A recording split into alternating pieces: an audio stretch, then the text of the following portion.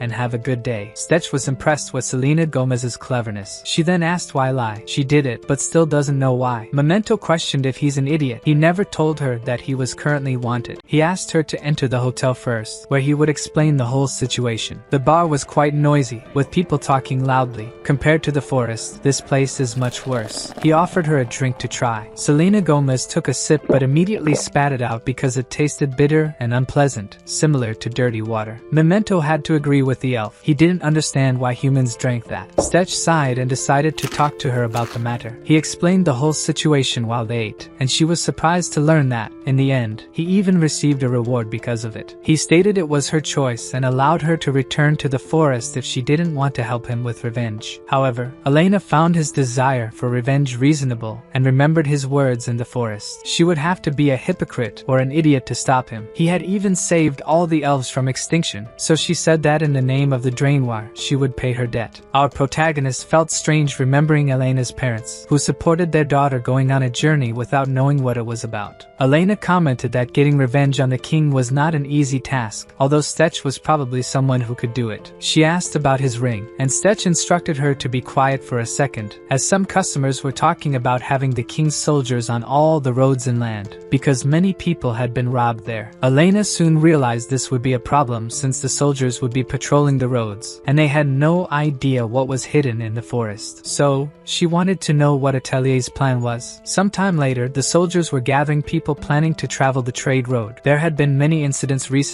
so they sent soldiers to solve the problem. Merchants with money to hire mercenaries for security would pair up with poorer merchants who couldn't. The protagonist saw an advantage in the situation and decided to find someone to take advantage of. He approached one of the merchants and asked if they could accompany him. The man replied that he was already poor and accompanying someone else, but he should ask that man over there, whose name was Farquaad Filch, a famous merchant. Stetch didn't need to look much to know that this guy was a pain in the neck. He asked Merchant Farquaad to let them accompany him too, but he got furious, as he had already said he would only take his own people and no one else. The man just commented that people around were watching him act, so the famous merchant changed his stance and asked if they were at least adventurers. When they said yes, Farquaad allowed them to join as well, which was easier than Stetch expected. On the way, our Avenger talked to his benefactor, who replied that he was a dungeon explorer. The man was surprised and said he had also wanted to be an adventurer or explorer, but got an arrow in the knee from a goblin when he was young and couldn't follow that career. Elena, as a true warrior, was always alert to find something strange, as Stetch asked her to stay vigilant for any danger. At night, while resting, she said that nothing seemed out of the ordinary yet and hoped it would stay that way. They were startled to see one of their companions fall and wondered what was happening. They were dazed as the mana particles had already dispersed. Stetch couldn't foresee this and also passed out. She ran to avoid these particles, knowing that everyone would fall if they continued. Hidden in the bushes, she saw some people around the merchant and wondered if they were the robbers. The thieves were annoyed by having so many mercenaries for defense. They were probably important people and must have valuable things. The thief asked the boss if they would take everything, but he refused, as the target was Farquaad Filch, and not to touch anyone else. They were surprised to realize that one of the targets was awake. Stetch was still moving after the mana dispersion. They all attacked simultaneously to incapacitate the threat. The protagonist was furious at them for using magic to rob and attack in a group. He began to use all his taijutsu to knock them out. After defeating 2 thieves, the others were terrified of him resisting the spell. The reason for this is that our protagonist had acquired a passive skill, Magic Resistance Level 1, reducing negative effects by 20%. Memento explained that it wasn't just a passive skill, but their connection was getting stronger, making him a superior human being. Stetch didn't like how it sounded, but Memento said he did. The thieves called their boss, asking him to do something about it, but he was surprised to see someone resisting his spell. He didn't even know it was possible, and asked his companion what was happening. Shale was also confused, as there was nothing wrong with his ability, but the opponent was strange. He was furious and asked who he was, why he wasn't affected by the spell, and if he was a mercenary. Stetch wasn't a mercenary, but witnessing a robbery, he couldn't stand idly by. Those few words were enough for the thieves' leader, so the man decided to end the game. He suddenly disappeared and reappeared behind Stetch, kicking him directly in the face. He was hit, and to Stetch's surprise, he couldn't figure out how he did it. Stetch tried to talk, but the thief only communicated through violence. Another kick was precise on his nose. Perhaps Stetch wouldn't be able to stay conscious even resisting the sleep spell. The thieves' leader asked Shale if he had lost his talent for magic, as this guy was a weakling who resisted his spell. The short man asked if he preferred to cast the spell himself if he could. The thieves' leader proposed something unusual for his companion. He wanted to take this man with them. While the thieves were against it, Elena was in the trees watching the situation unfold. She was sure he had disappeared for a few seconds, so she wondered if this thief was normal. She didn't know why they were taking Stetch, but had no choice but to follow them. On the way, Memento was furious with his incompetent partner, who had been passing out too often recently. Stetch always let his guard down against other humans. He asked what he should do against someone who disappeared. Memento was trying to convince him that Stetch should fight alongside him in these cases. So, why didn't Mr. Floating Skull show up and do something? The conversation conversation with an invisible being was interrupted when the man placed a mug of hot drink on the table as a sign of peace. Stetch, on the other hand, was irritated and questioned why the thief was letting his guard down now. He apologized and introduced himself. His name was Garrett and wanted Stetch to become his companion. He called himself a great patriot who loved this kingdom. He was the leader of the honorable bandits who served the people. Stetch thought that whoever could be a patriot in this crappy kingdom introduced himself too, saying his name was Brian. He asked if Garrett thought he was stupid. Why would he join a group of bandits? Garrett was taken aback by this aggression, then insisted that they were an honorable criminal group, only robbing the rich to give to the poor. However, for Stetch, a bandit is always a bandit. Garrett's soldiers couldn't believe this man wanted to join them. Rob and Garrett reminded his companions of their origins. Bernard was a beggar and was now a valuable member, and the shy Shale was a garden gnome and now a powerful wizard of the group. Garrett pounded the table to say that he made this happen. He had a good eye for finding diamonds in the rough. Something unexpected passed by the man's ears and made a small cut. All the torches were hit at a terrifying speed, and then they screamed that they were being ambushed. But what army would be hiding in the forest without making any noise? For Stetch, it was obvious that it was Selena Gomez. While they were distracted, he had the chance to escape and ran. Selena whispered for Brian Gosling to come in this direction, and then joined him. Stetch wanted to know how many guards she killed, but Selena said she didn't kill anyone unless necessary. They were all just unconscious. To the couple's surprise, someone appeared in their path and looked too tired for it to be easy for him to intercept them. Garrett didn't want to let him go since he failed to convince him and asked if he knew what would happen now. He was frustrated and wanted him to stop being persistent, as he had tolerated him enough. Garrett ran towards them to attack, but they attacked first. They were surprised to hit the void. Selena Gomez and Brian Gosling still didn't understand how it was possible. Thanks to Memento warning Stetch that his stomach was the target, he managed to block the attack and then moved away from Garrett. The thief hinted by asking if Brian could see anything. Memento told Stetch that the artifact on his shoulder allowed the man to travel in the spiritual and physical realms, making him like a ghost. To the human eye, he was invisible, but to the eyes of a superior being, he couldn't hide. Shale reached the three who were fighting. Garrett tried several times to hit Stetch, but failed, and was even struck by the fists of vengeance. It must have hurt a lot, judging by his face. Brian shouted for Selena Gomez to act now. She threw daggers and almost managed to hit the ghost. Shale couldn't believe how that guy reacted to his boss's movements. It shouldn't be something a human could see. Stetch almost managed to knock out some of Robin Hood's teeth. Even with his ghostly ability, Garrett struggled in the fight. Shale was sure the man's movements were improving during the fight, so he decided to help him and used magic on Stetch, but Elena threw a stone at him and stopped him. Besides singing, Selena was excellent at aiming. She didn't want him to interfere, and all the other thieves attacked her to capture her, but she used her strong wind ability. They didn't know she could use magical abilities and were pushed by the wind pressure. Garrett was worried about their critical situation. Soon, Merchant Farquaad arrived with his men and ordered them to attack everyone. Stetch Gosling was happy to see the reinforcements but was speechless when he ordered them to attack everyone. They ran to attack while Stetch raised his hands in peace, but those idiots didn't realize it due to the darkness that allies were fighting before they arrived. So he had no choice and drew his sword to defeat the mercenaries as well. Shale soon woke up and asked what had happened. His boss was worried and asked if he was okay. He didn't know why, but their location was exposed by the people they robbed that morning. The most surprising thing was that they brought reinforcements, and one of them was a giant brute that weapons had no effect on. The only thing they hadn't tried against him was magic, so they asked Shale if he could handle him. He tried to use his drag magic, which reduced the target's movement speed by 30%. His magic failed because the man wore a cloak of magic resistance. His boss realized they were determined to get them that day. He couldn't believe they had gotten such expensive equipment. He took his dagger and ordered Shale to help the other men. Garrett disappeared and instantly was on the giant Robocop's shoulders. He tried to hit the head but struck the helmet. Before he could try again, Robocop used his arms and hit him from an impossible angle. For his arms in that position to make sense, he would have to be a rubber man. After that, he was thrown to kiss the ground. The punch he was about to receive would be fatal, but the giant felt things heating up. Stetch cast his fire magic on the giant to stop him. Such powerful magic made Garrett's hair stand on end. Even with a protective magic cape, the giant could not nullify the fire's effect. Memento commented to his partner that this was a joke. An inferior magic item couldn't block his incredible spells. Stetch had to acknowledge that his partner was excited about this. After Stetch gave the giant a breath of fresh air, the Titan attacked him with all his might for revenge. Such slow attacks were no threat to a veteran explorer with hacks. He even remembered that Volibear was much stronger and faster. This giant was like an open book, so predictable. He hit the guy's butt, and then Elena emerged from the trees and applied a choke hold on the giant. Despite her seductive appearance, Elena was like a heavy missile and buried the giant in the ground with great force, enough to defeat him. Garrett stood up smiling, saying Brian was playing hard to get. He wanted to join the incredible band of honorable thieves. Stetch had to hold back from smashing the guy's head too. He justified that he didn't like the Venezia royal family, so he would help defeat them. With his scariest magic, he made all the soldiers feel what it was like to be struck by lightning. Everyone on the battlefield was astonished by this magic. Something like that was terrifying. The mercenaries gave up resisting, and soon everyone was defeated. After being tied up, Farquaad cursed Stetch for being with those thieves all the time, using it to say that one shouldn't associate with commoners. Stetch made it clear that Farquaad had put him in this situation when he attacked him. Garrett interrupted and wanted to know how Farquaad tracked his camp. The merchant didn't want to reveal his secrets, but it was enough for Garrett to suspect it might be a tracking medallion among the stolen treasures. Shale put the man to sleep while saying that's why Garrett should let him handle the merchandise. This is what happens when he grabs everything without knowledge. Satisfied with the interrogation, Garrett offered a water bottle to his new ally and commented that Brian seemed to resent them. Did he have some history with the royal family? Stetch said he wasn't wrong, but as for Garrett, what was his goal with this man? Was it a scam? Garrett stated that the royal family had been corrupted for a long time, using the fear of neighboring kingdoms to amass an absurd fortune by taking money from citizens and allies. This is why Garrett acts. He can't see his country act this way. This guy is one of the main lobbyists of Venezia. He sends military funds to the northern borders to avoid paying taxes in Venezia. Garrett repeated that he doesn't steal from just anyone. Stetch whispered that he had similar goals, but Garrett's methods took too long to affect Venezia. With everything cleared up now, Brian Gosling asked if he could leave or if Robin Hood would try to recruit him again. Since Brian wasn't planning to reveal their plans to anyone, he wouldn't do anything. So Garrett shouted commands to his allies, and they would leave in an hour. This was a goodbye, but Garrett hoped it was a see you later. Our protagonist smiled, thinking he didn't want to be associated with thieves again, but if fate willed it, they would meet again. After leaving the group of bandits, they walked for a while and arrived at a dungeon, confirming that Elena could detect dungeons. This one looked so clean and elegant, perhaps newly formed. They entered the dungeon, and Stetch could light the way with a fire ability. Elena noticed a monster hiding ahead. Stetch asked if Elena had fought goblins before. She had seen them a few times in the forest. He didn't know about the goblins she encountered in the forest, but those in dungeons were treacherous. He would show her how they hunted their prey. He located traps set by these dwarves and disarmed them. After doing so, he said they got very angry when prey didn't fall into the traps and attack that way. Stetch also showed how they were great at catching fire. With his barbecue magic, he set them all on fire and then absorbed the mana from the creatures. Elena felt sorry for the little ones for a moment. Maybe the real monster was the adventurer who fought like a ninja and cast spells like Gandalf. Inside this dungeon, another group was exploring the place. A girl named Millie wore a pendant that guided them in the right direction, and they progressed while guiding others, the Ballstock Special Forces. Millie guided the group and told them to stop. Something was wrong. This trap had been disarmed. It might be a monster with intelligence, but it was likely the work of a human. Raymond now realized they hadn't encountered monsters yet, which was improbable. Emmerich, despite not seeming intelligent, deduced that someone must be here. What they found further ahead confirmed this theory: a goblin barbecue pile. Millie was sure there couldn't be a flaming monster in this dungeon. It was the work of an explorer. Returning to the goblin barbecue responsible, progress was easy for the duo. They finally reached the dungeon boss's lair. Upon opening the door, they encountered a giant creature with 10 eyes. You can see 9, but one is hidden. Tired of fighting giant creatures, Stetch was quickly attacked by the monster. With his agility, he dodged and used his arc ability to discharge electricity throughout the giant monster's body. The sound of this fight and the giant monster echoed throughout the dungeon. Even the Ballstock group could hear it. As they approached the origin of the noise, they saw the colossal and frightening creature facing something even more frightening. What would Millie do? In the boss arena, Elena used her agility to shoot arrows stealthily at the creature's eyes. Stetch continued charging the boss's battery, but like an iPhone, it never got full. Millie ordered Raymond to get ready. The man questioned if it was serious. His leader's silence indicated it was. While Stetch struggled to defeat the boss, Raymond prepared an arrow reinforced with precision magic. His target was a fatal spot to defeat the biggest obstacle in the dungeon, the rival explorer. It's impossible for anyone to dodge, but to their surprise, the explorer evaded the attack without even looking in their direction. Raymond's heart sank as Stetch was now looking at him. For a few seconds, Raymond's ally managed to save him from becoming a barbecue like the goblins they had found earlier. They were safe now, but that didn't mean it would stay that way. Stetch might not have hit them, but next time they wouldn't be so lucky. He asked if they weren't going to lie and say they didn't realize he was human. He felt the killing intent in that arrow. Raymond was paralyzed while processing the information. This guy had just fired a fireball. Surely he was the one who defeated the goblins alone. He was dangerous. Stetch was very irritated. The guy wouldn't answer his questions? Wouldn't try to convince him to spare his life? That wasn't the case. The sound of electricity echoed through the corridors. Emmerich arrived in time once again to protect his ally. However, even being the group's tank, he couldn't resist the attack he blocked. Memento warned that the shield was a magical tool that redirected magical energy. Emmerich, while feeling his body paralyzed, could only think that this mage was not normal. While the two men dealt with one monster, the other monster was like a porcupine, roaring in pain. Elena then went to ask who these humans were. Stetch didn't know. He only knew they weren't on the same side. Elena suggested they finish them off first, and she would help. Stetch thanked her for doing so and kicked them away with great force. Something made him think he didn't want to eliminate other humans. For Elena, that wasn't a problem. The elf's shot to be fatal. Millie intervened and blocked all the arrows. This was unexpected for our exploring duo. The red-haired girl used a whip sword and took advantage of the distraction to capture Stetch with her weapon. Emmerich quickly hit him like a train. Raymond used this moment to try to hit the fatal arrow on his target. Stetch, furious at these humans attacking him, broke free and destroyed Millie's sword and repelled the arrow. Raymond failed once again and narrowly dodged Elena's arrows. In this scenario, they were at a disadvantage. That woman was also dangerous. Stetch tried once again to ask who they were and why they were attacking him, but got no response from the rival group. Memento said they wouldn't give information to targets. They were undoubtedly trained professionals. Stetch pondered if that person had sent them to eliminate him. No, these people must be after the treasure of this place. Millie, while staring at her enemy, told Raymond and Emmerich to attack the man, and she would handle the woman who attacked from a distance. To complicate the couple's situation, the boss positioned itself behind Stetch and Elena. They would have to face 3 people on one side and the boss on the other. Millie attacked Elena fiercely, and she was able to defend with her wooden bow. At the same time, the boss focused on attacking our beautiful elf. Channeling fire in its giant mouth, it attacked the girls. Stetch, near the spot, fought the 2 men while worrying about his exploration partner's safety. Emmerich, despite being a tank, also had weapons to attack, forcing Stetch to retreat further. This time our protagonist tried to use his wind bullet magic and hit the shield directly, but couldn't get past Emmerich's defense. Raymond, with his precision magic, still couldn't hit Stetch effectively. Even 2 against 1, the 2 men were cornered against this mage. The person before them was accustomed to fighting in dungeons. Elena, nearby, resisted all attacks against her and left Millie in the same situation as her. The giant creature now approached from behind Millie, and Elena took this moment to stealthily go behind Millie. Her kick was blocked by the girl. Elena warned that she didn't only know how to fight from a distance, she could also handle close combat. Millie and Elena exchanged punches, and the 2 girls seemed to have the same level of close combat, their attacks like mirrors hitting each other equally. The fight went beyond fists, each using their equipment and maneuvers to try to defeat the other. Millie then positioned herself on top of the boss to see the battlefield. Elena was furious with her, but her biggest problem was Stetch defeating her allies and about to cast a big spell. Millie shouted for Emmerich to stop him, but Stetch anticipated things. He used 2 spells simultaneously, Air Explosion and Crosswind, to affect everyone on the battlefield. He shouted for Elena to hit the 2 men. Raymond was about to go blind but narrowly dodged, the injury being just a scratch. He escaped safely from this attack, but Millie was hit by the mage's spell. Emmerich had nothing to do, so he began to absorb Stetch's magic into Millie's body. Our protagonist didn't care about them and decided to focus on the boss now. Stetch jumped on the multi-eyed creature and used his exploding sword. Within seconds, the creature's head was in pieces, and the explorer was absorbing the creature's energy. Now it was just him and Elena against those 3 wounded adventurers. Stetch asked Elena to go to the other side to get the artifact. He would finish these 3. Elena wanted to make sure Stetch needed to go that far with these people, saying they would be buried when the dungeon collapsed after they got the artifact. In a dark tone, Stetch asked if he had ever told her why he survived that time. He was a alive only because Gerald let his guard down. Our Avenger wouldn't make the same mistake. He was about to finish the 3, and then Emmerich used a smoke bomb that filled the area. They were willing to risk everything to be the first to get the artifact. Emmerich ran to where Elena was, and Raymond took his last chance to hit the target. A red silhouette, and someone received a fatal arrow. Unfortunately for Raymond, Elena wouldn't forgive so many times those who tried to take her partner's life. In the smoke, Stetch couldn't act. Elena eliminated one of the men and quickly reached the other. Selena Gomez used a movement ability to overtake Emmerich. She also threw some presents at him that stuck to his arm. Stetch finally came out of the smoke and focused on reaching the artifact before any of them. That could be something unique, and they had to be the first to lay hands on it. Emmerich couldn't beat either of them in speed. His last attempt would be to stop the mage from reaching it. Stetch was tired of how many times this person blocked his spells. Now he had no shield to do that. He told him to block this now and fired. The fireball hit the mark. Emmerich felt his skin peel with the heat. His last moments were seeing those two reach the dungeon artifact. He wouldn't be able to complete his mission or survive today. As soon as the artifact was removed, the dungeon collapsed on them. Outside, our duo used a teleport scroll and were safe. This made Stetch furious. Why were those people so desperate to get that artifact that they even sacrificed their lives to try to get it? Elena remembered Raymond shouting to leave them behind and get the artifact. So what was so special about this bracelet? Secretly, Stetch asked Memento's evaluation of this item. The ghost skull said his partner must be stupid. This item was from a newly formed dungeon. It couldn't be anything. Hurry and give it to him to devour. Stetch thought about Memento's words and decided it was nonsense. He must be jealous and decided to put the item on. He reflected that he hadn't tried any of the artifacts they had taken until now because Memento had eaten them. This time he would at least try. It was surprising. Information on how to use it blossomed in his mind as if he always knew how. The name was Barak. Memento was angry, asking how his partner dared to use other artifacts when he already had Memento. Furthermore, when an artifact bonds with its user, Memento can no longer absorb it. Despite the scolding, our protagonist didn't care. Barak was now logged into the Explorer Stetch Atelier. Selena Drainoir asked if Stetch wasn't going to absorb it this time. Stetch then picked up a stone to test its effect. By enchanting the object with his artifact, it became more powerful. He explained to Elena that it was like the enchanted item was a magical tool. Stetch said he felt that the stronger he got, the more artifacts he could possess. This made Memento angrier, as his partner was using other artifacts besides him. It was betrayal. Sometime later, they encountered a man who was waiting for them. Stetch and Elena were to stay under his care. Elena began to realize that her partner was someone with good connections. Soon, they set off while he looked at the map. He instructed her that if they continued heading north from where they were, there would be a mountain range called Rakasha and one of the largest mining cities on the continent called Sentigma. That was where they were headed. But something didn't make sense. The city he mentioned was in the opposite direction, but their guide insisted they had to do something first. It's difficult to enter Sentigma because of its tight security, so they needed an alternate route. The reason he was placing those stones along with the money was to pay the toll. The merchant warned that they were quite lucky because it's increasingly rare to find people like him willing to take this route. Now, they could hide in the wagon. When Elena climbed up and showed her beautiful legs, for some reason, Stetch's cheeks turned red. During the hours on the road, he had to control himself so nothing would go out of hand. And of course, they passed through security without the merchant having to show the wagon's goods. When they arrived, the merchant showed them the city and advised them to go to the bars first to gather information about the place. They went to a bar where the owner had heard a lot about Stetch through Dalton. His name was Baltazar. He would have loved to welcome the two, but they arrived at the worst possible time. Naturally, Stetch was curious to know more about this, while Elena was once again hating that terrible thing humans like to drink. Baltazar revealed that there had been more monster incidents around the mines in recent days, so all the kingdom's soldiers gathered to subdue the area. Baltazar suggested that if Stetch had any sense, he wouldn't go to the surface and draw attention, since his head was valuable. Our protagonist was not happy with his situation and made it clear that he did not intend to stay in the city for long. His interest was in the black market smiths and alchemists. When would they arrive in the city? Baltazar, surprised by the question, said the kid didn't really understand the situation. Because of the subjugation, there were hundreds of soldiers in the city, and for that reason, all the blacksmiths were involved with orders for the army. army. Stetch, then furious, realized he couldn't get what he came for in this city now. Balthazar explained that even though army services didn't pay as well, in times like these, they helped make the city's area safer, so they took all the army's orders. Stetch shouted that he had a lot of money. Wasn't there any greedy blacksmith who could be introduced to him now? Given its importance, Balthazar said he would try to find someone for him. A few days later, Stetch was crying at the bar table. He had so much money and gems, but no one wanted to accept them. Wasn't his adventure and revenge more important than protecting the city and its inhabitants' lives? Elena then came over to thank him for the human clothes he had gotten for her. One might say our protagonist's sadness would disappear right away. But before that, Balthazar came to him with good news. He had found 2 people to help him, and to start, Stetch could buy them a drink. Before his eyes, Stetch saw Hope, a blacksmith and an alchemist. They were Casper, the alchemist, and Letty, the blacksmith with strange muscles. They greeted each other, and Casper made it clear that the situation wasn't good. Everyone had dozens of orders to fulfill, but as a favor to Balthazar, he would prioritize Stetch. And here we see once again the advantages of having good contacts. Casper wanted to hear what the explorer needed so they could decide if it was possible. Stetch showed his sword, which he'd been using, made by a friend from another city. The two had never seen anything like it before. Before even touching the sword, they said it wasn't something that could be easily fixed. Letty inspected the item and was surprised by the quality of the sword. She also explained that the gas recipe used to activate it wasn't something easily obtained anywhere in the kingdom. Therefore, she suggested replacing the gas in the cylinders with gunpowder. Casper confirmed it would have more firepower and be easier to reload than gas, but it would be much more expensive. Stetch then smiled and showed his heavy gold coins, and because of that, he also wanted to request defensive equipment made of leather. Casper commented that leather equipment might also be difficult to obtain at a time like this and asked Letty if she could do something about it. The blacksmith said yes, but he had to provide the leather to be used since all the city's raw materials were used for the army.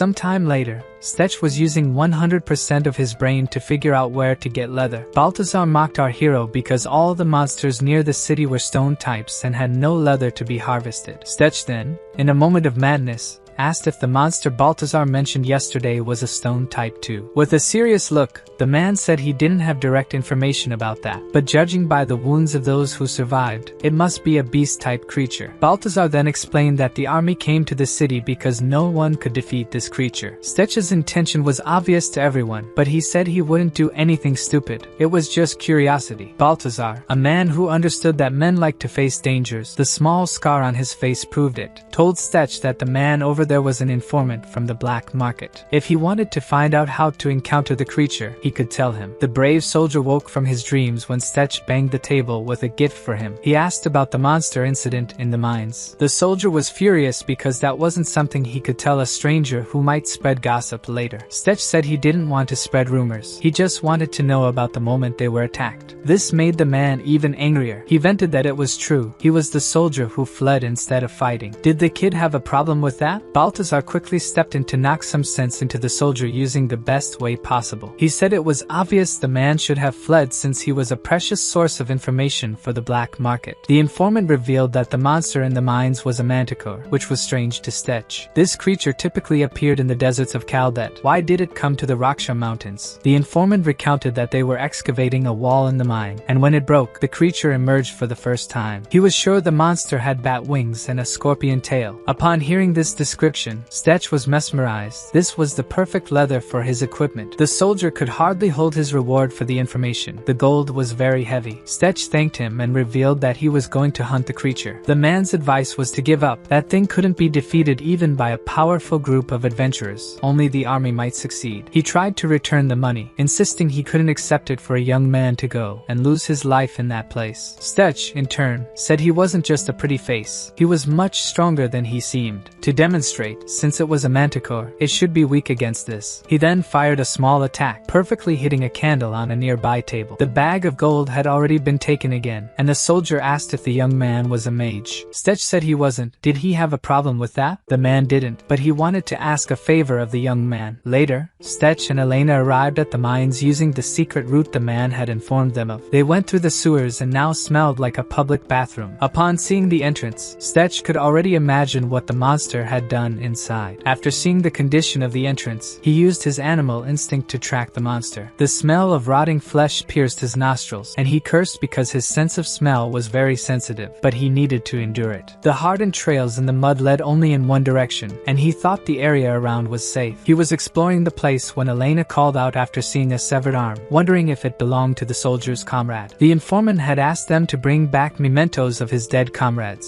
so Elena collected the belongings from the bodies to take back to him and moved on. The creature was prowling the area. Stetch asked Memento if he knew anything about the monster, if it had any weaknesses or something, since that was his specialty. Memento explained that manticores had thick skin, so most weapons couldn't pierce it, and they were also resistant to magic. Stetch even asked if it was unfair for it to be resistant to both physical and magical damage. But it still had a weakness. The inner parts of its wings were thin and particularly vulnerable to physical attacks. They reached a place where they saw more bones and blood, assuming much more was happening there, wondering if the manticore did that too. Memento affirmed that there was nothing else around that could have done that, and Stetch couldn't disagree. But why? Suddenly, they heard a tremendous roar that scared them. Memento was sure it had detected Stetch and was waiting for him to approach its territory. As nervous as he was now, Stetch wasn't going to back down. Elena then said the monster couldn't be that big of a deal. The 8 hours of terror training she did with her grandmother was much worse. Memento and Stetch, for a moment, wondered who this woman was. Our explorer calmed himself and slapped his face to regain focus, then began to prepare as Batman would in this situation. He was going to lure the creature, and Elena would stay here to provide support at the right time. Stetch trusted Elena completely, and said it was time to greet this creature. He said this while enchanting a dagger with his new artifact. Inside, he searched for the monster but found its egg instead. They were surprised because a manticore must be at least 50 years old to lay an egg, so it was rare to see something like this. Stetch assumed he wouldn't need to worry about money for a while if he could get his hands on that egg, but for a moment, he thought he was too addicted to his work. His focus was revenge. The monster took advantage of his distraction and almost swallowed Stetch's head whole, ending the manhwa. Luckily, Stetch was quicker and didn't die a second time. The creature still didn't give up and nearly hit him with its long scorpion tail, which he blocked with his dagger. His weapon got wet with the acid from the venom. If that got on him, it would be a problem. Memento stated that the creature used its egg as bait because it knew it was very resilient and they wouldn't be able to harm it. Stetch didn't need to think much and decided the best thing to do was run, so he did. The creature roared furiously at him. How the hell did this coward decide to flee so quickly? As if challenging Stetch, the monster roared again. Our protagonist accepted the challenge and tried to use his fire and lightning magic simultaneously, covering the manticore's entire body with it. Then Memento warned him to be careful. The monster's tail almost hit him again, and this time it launched poisonous stingers. Stetch continued to run and throw magical attacks to lure it, and despite the high magical defense, the manticore felt some effect from the magic. It also kept launching stingers, which Stetch defended against. The creature then started receiving multiple arrow attacks, which also didn't affect its thick skin. After some time, the creature reached the trap and got stuck in the wires he had placed in the tunnel. Stetch then threw as many fireballs as he could, and Elena shot all the arrows she could. He shouted to add even more power because the creature was going to give in, but that didn't happen. The manticore, feeling cornered, roared so loudly that the attacks were dispersed. The duo now had to face the monster head-on. Determined to win, Stetch approached while Elena provided support. The monster covered its eyes to avoid being hit, so Stetch climbed even higher to hit directly on the wings. The stealth attack was effective, and now the monster decided to fight back. It hit him with its head, smashing him against the cave wall. He was injured and spat blood, worrying Elena, who could only shout for him and hope he would respond that he was okay. Stetch used recovery magic, and Memento reminded him that it wasn't effective. This magic only restored the body's health but didn't heal open wounds, injured organs, or broken bones. Stetch knew this and said it was worth the effort. That dagger was exactly where he wanted it, and now he just had to use it. He attacked the manticore with electricity magic, and this time the electric arc had a significant effect on the monster, its scream of pain echoing throughout the underground. This made him very happy. His plan was working. The thick skin was resistant on the outside, but the sword made the electricity enter the body and damage the monster from within. Even though he had the advantage, the creature's resistance was so great that it was still holding on. With a roar of desperation, the monster nearly deafened everyone to disperse the attacks on it, then tried to use this moment to strike its vile stinger and defeat the insolent human. Stetch and Memento synchronized and used an air explosion magic to disperse the creature's attack. Avoiding the stinger, and the acid it also released. The creature also tried to attack with its claws, and Elena was alert to take advantage of any mistakes to blind the monster. The monster also realized the archer was the easiest threat to eliminate and decided to attack with its tail. Elena, confident in not being noticed, was almost severely hit. Stetch, with sharp eyes, anticipated the monster's movements and saved the future mother of his children. The tail was very annoying and dangerous. Because of this, Stetch warned her to stay away and just hide for now. He was sure the manticore was taking damage from the electric attacks, so why was it still standing? Memento agreed it was effective, but Stetch needed to land a critical hit to knock it out. The explorer missed his explosive sword. With it, he could blow it up through that hole, but unfortunately, the item had been left behind for repairs. With no choice, he concentrated everything on making even stronger electric spells, using maximum power. The monster's battery was at 100% and about to explode like an overcharged phone. Stetch used everything he had, but the monster didn't fall. Now he was in trouble. The manticore looked at him for a few seconds, then fell heavily to the ground. If he had been under the creature, it would have been a draw. Stetch focused on reaching the creature's neck as quickly as possible and didn't notice the monster's tail was about to strike him from behind. A powerful arrow prevented the tail from hitting its target. Elena watched everything carefully and wouldn't let the manticore do that. Stetch grabbed the shovel he had found earlier and would use it as a weapon. Hitting the spot where the dagger was near the monster's wing, he tore off the manticore's wing. The scream of pain could be felt even by him, and Stetch felt it in his ears, but the noise wouldn't stop him from continuing the attack. He drove the shovel deep into the hole where the monster's wing had been. The brutality left Memento and Elena speechless. Stetch fired a fireball into the hole, exploding the monster from the inside out. The impact sent pieces flying in all directions, including onto the veteran monster hunter, Stetch Atelier. Look at the size of the hole that became the area. The powerful attack also affected Stetch, so Elena ran to him with a healing potion. Memento had to acknowledge that it wasn't bad at all. His partner was proving to be an impressive warrior. Elena couldn't see Memento and didn't know of his existence, but she still had the same thought as the relic and praised her adventure companion. Stetch was incredible. He had won, but something felt strange. Elena and Memento asked simultaneously what was wrong. Stetch said the bodies this monster had eaten weren't here inside. Memento agreed that on the way here, they had seen many devoured bodies. This thing's stomach should be full to the limit. Stetch also thought about the egg. This manticore seemed to be male. At that moment, everyone's hearts pounded, and then a stealth attack surprised Stetch. A tail was about to blind our protagonist when Elena, in milliseconds, kicked Stetch out of the attack's path, saving him. Before he stopped sliding on the ground, Stetch warned Elena to watch behind her. The monster's tail had grabbed the girl by the neck and was ready to break it. In desperation, Stetch shot an air explosion, hitting the tail precisely and freeing the elf. That was close. Stetch should have known there were two due to the egg. This one was the female and much larger than the male. Moreover, it was much faster and stronger than the previous manticore. Its attack was so swift that he couldn't dodge it. Stetch was thrown toward the creature's tail, and this time there was no saving him. He was skewered like a kebab, right through where his heart should be. The pain of being impaled and the venom's acid corroding him was maddening. Seeing this, Elena should have gone into shock,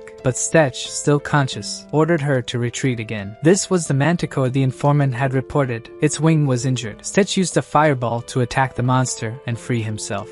Despite having a hole where his heart should be and venom flowing through it, he managed to stand up. Despite his warning, Elena decided to come and cover Stetch while he recovered. Before she could do anything, the creature, with its speed, hit her from the side, breaking her bow and throwing her far from the scene. With the force of the impact, it was impossible to tell if she was unconscious or worse. Stetch's situation was critical too. He quickly took another healing potion and worried about Elena's state. Memento noted that she wasn't dead yet, but it wouldn't be long before all three of them perished if this continued. The female manticore, furious over her partner, charged at him. This time, Memento took the lead, capable of casting spells for Stetch while his partner focused solely on attacking. Stetch had no choice but to attack and try to defeat it before being defeated. Using wind magic, he launched himself up and dodged the attack. Using the moment when the creature's vision was obscured by dust, Stetch had only one chance to do this. He descended, cutting the creature's bat wing, and before reaching the ground, he landed on the monster's head, blinding it in one eye. Now, he needed an eye patch. The manticore retaliated, biting half his abdomen. Despite the pain, Stetch smiled, adrenaline flooding his body. The monster even tore a large chunk out of him, but before he could see the wound, the creature kicked the human away. Still lying on the ground, Stetch's abdomen was fully healed. This time, the human roared loudly, startling the monster. This prey was acting like a true, crazed predator. Elena opened her eyes, feeling pain all over her body. Remembering she was in a battle, she was startled by what she saw in front of her, a cautious manticore facing a wounded human. What Elena couldn't see from behind Stetch was that he was insane. Memento reminded his partner that their mana was at its limit. They had, at most, one more spell left to stay alive. Knowing this, Stetch handed his dagger to Elena and said he wouldn't last long. He needed her support now, and his life depended on it. The manticore watched its predator closely, and then suddenly, an electricity spell hit its back, running through its body. Stetch used everything he had, and it was enough to knock the monster out for at least a few seconds. He just needed this time to get closer. Using his new max-level weapon, he dug a hole in the monster's other eye, and then shouted for Elena to cut off the creature's tail now. Elena flew like a bird and positioned herself behind the creature. Using the blade he gave her, she perfectly severed the tail. Stetch used a powerful stinger against its own owner. He knew the manticore was the top predator in this place, and this was the most powerful weapon here. Stetch pierced the monster, hitting its heart and killing it instantly. Finally, they had defeated it. Now, the question was, who was the true monster here? After some time, they returned to Balthazar's bar. Everyone was stunned by the situation. Just these two had defeated the manticore that the army couldn't. Stetch said not only that, but she had laid an egg, and he managed to take that too. Balthazar would receive a reward in exchange for the information, but the man insisted that the story he had to tell now paid the price. After all, this was what plagued the entire city and was resolved by the selfish explorer who wanted priority over the blacksmiths helping the army protect the city. The informant soldier was in the same place, drunk as always. Stetch approached him to return the belongings of his friends who had died down there. Stetch said that was all that was left of the soldier's remains down there. He wished he could have brought more. This comforted the man's heart. His cowardice that day tormented his heart every night, but at least he could take this to their families when he visited. Despite the sad situation, Stetch was happy to have helped someone on his adventures. That night, an alchemist visited the bar, having heard there might be a manticore egg there. Casper was amazed by the egg, while Letty was impressed by the creature's leather. Balthazar warned everyone that if anyone lost or damaged these items, he would personally drag the responsible party to hell. Stetch laughed at the excellent customer service, feeling at ease. Letty didn't know what Stetch had done to kill the creatures, but their hides were quite damaged. She knew that was the least of the problems when fighting a manticore, as it was almost a miracle he had returned alive. Stetch agreed with her, saying that if he had worried about the hide during the fight, he would have died in an instant. Casper informed him that the bag on the table was the leftover money from upgrading his weapon. Stetch was surprised to see so much money left over. The blacksmith said his sword was in the workshop and should be ready by the next day, but the armor would take about 3 days to complete, even if they started now. The protagonist was shocked to hear this, as he believed it would take much longer to cure and tan monster hides, but Letty said only amateurs took that long. Elena arrived with a problem. She asked if there was any chance to repair her bow. Letty declined, and the protagonist assumed it was too damaged to be improved and would need to be remade. However, that bow was crafted with elven technique, so Elena wondered if something of the same quality could be made. Stetch apologized to her, as it was his fault her bow was so damaged. She was saddened because it was an old bow given to her by her grandfather, knowing it would eventually wear out. Memento appeared and agreed with her, making Stetch feel even more guilty about the destruction of such an important bow. The protagonist suggested they visit the blacksmith the next day to see if they could fix it. She thanked him sadly, wished him a good night, and went to her room to rest. Memento asked if he thought they could find something with elven craftsmanship. Stetch was so irritated he wanted to tell Memento to shut up while he thought of a way to help her. Meanwhile, Prince Gerald was commanding the soldiers to rebuild the defensive wall as quickly as possible before the next wave of monsters. Nothing was going according to plan. A soldier appeared and reported that Castle Brendan had made contact, and that this time was different, making Gerald anxious. The person contacting them was Balstock, who asked how the prince was doing, which pleased Gerald as it came at the right time. He asked if anything had disappeared. Gerald became a bit anxious and informed the prince of a problem. Balstock asked if he remembered sending a task force to retrieve an artifact from a new dungeon a few weeks ago. The prince held his head, imagining they might have returned empty-handed, but the situation was worse. Balstock reported that he had sent a team to monitor them, and they reported the dungeon was in ruins. The prince was worried because this meant someone already had the artifact, and wondered if his royal guards had betrayed him. But that wasn't the case, as all the royal guards were chosen from orphans with nowhere else to go, and were all bound by a blood magic oath. There had never been a single traitor until now. Prince Gerald knew Balstock trusted his guards, so he didn't doubt their loyalty. But this wasn't just about an artifact. His dignity was at stake. He didn't know what his brother Alfred would do if he found out, so he instructed Balstock to find them as quickly as possible. Back to our protagonist, Stetch, while having breakfast, asked about the number of weapon shops in the area. Balthazar mentioned that Stetch's girlfriend had gotten up early and left. After thinking for a moment, Balthazar warned that there were many strange men in the city these days, so Stetch should be careful. He threw the napkin at him, insisting she wasn't his girlfriend, and ran off to find Elena. Later, he arrived at the market, wondering where she had gone. He remembered he had never explained the value of money to Elena. He hoped she wasn't being taken advantage of, but Memento suggested he not worry about her, as she was more cautious than him. He overheard some people talking to a girl and turned to see Elena with a stranger. Suddenly, Stetch was startled by a loud noise. What he saw didn't surprise either the protagonist or Memento. Just 3 men stood no chance against that girl. One man furiously charged at him with a dagger, but before he could strike, Stetch punched him, sending him crashing down hard, terrifying his companions. Elena didn't waste time and left the man with a broken skull, damaging some nearby walls. Stetch asked if she was okay, and Elena questioned if he was worried because she couldn't defeat that woman in the dungeon last time. Stetch was definitely not concerned for her safety, but rather the danger of her killing these men by overexerting her strength. Moving past this, he wanted to find a safer place. On the way, Elena wondered what he was doing there. He had come looking for her and asked why she had left so early in the morning. Elena explained that elves believed ancient valuable tools contained the spirit of their ancestors, and her bow contained her grandfather's soul. She was determined to repair it as soon as possible. Her words pierced the protagonist from all sides, making him feel even guiltier, groaning in pain. Memento was surprised to realize that the elf was much cleverer than he thought, as she was trying to make Stetch feel guilty. She was murmuring about burning the bows, although finding a sufficiently isolated place was difficult. Elena visited some shops but didn't have the courage to go in, fearing they might discover her elven heritage. Stetch understood what had happened and asked for some time, confident he could find a bow she liked, as promised. Memento laughed, thinking he might be joking, and wondered where he would find something to replace a bow that meant so much to her. Stetch told him to stay out of it, but his artifact did not take orders. Stetch called her over to check out one of the shops he found,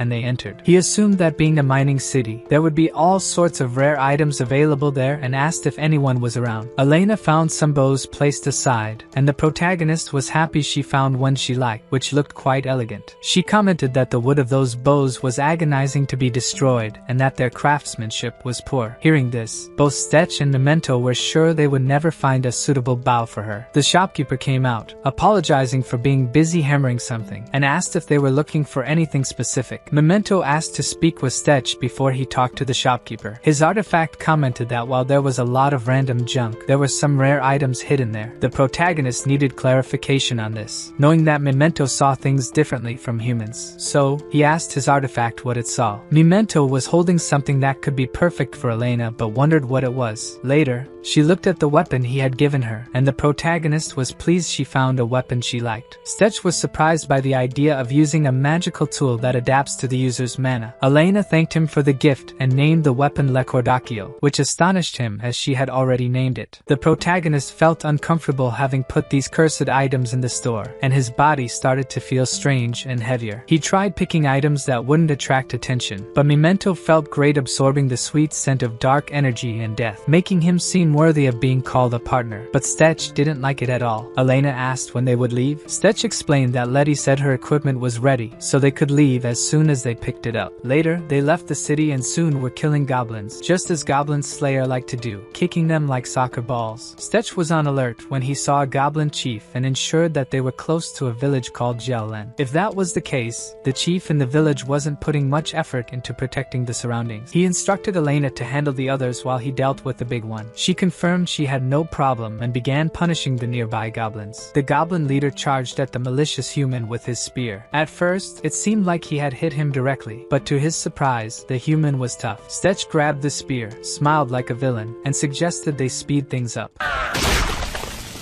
A few noisy minutes passed, leaving all the goblins in the area scattered on the ground, with Stetch absorbing the mana of their leader. Elena asked if their next goal was to teach a lesson to the corrupt lord of the village. Stetch replied that their aim was to help the villagers and cut off one of the royal family's sources of income. He told Elena about hearing something interesting from his friend Dalton. He revealed that a lord named Borden had started collecting tons of money, and what surprised Stetch was the rumor that the chief of Jelan was hoarding hundreds of artifacts in his personal vault. If this corrupt person had so many artifacts hidden in the city, he would be forced to share with our protagonist. They entered the village, where a soldier was taking a man's pig. The man begged them to let it go, saying his family would have nothing left if they took it. The soldier scolded him and ordered him to be quiet, saying everything they had belonged to the lord, so he should stop complaining and hand over the pig. Elena looked furious, ready to use force to stop this cruelty, but Stetch held her back. He recognized it was wrong but instructed her to wait for now, as they needed to assess the situation and not draw attention yet. The family man had his last animal taken as taxes and now couldn't feed his family. The two approached the man and offered him a gold coin in exchange for a place to stay if he didn't mind sheltering them in his home. They made a delicious meal for them, even though the guests insisted they didn't need to do so much. The man explained that things started to get worse a few years ago, initially raising the prices of public facilities like the water well. But since then,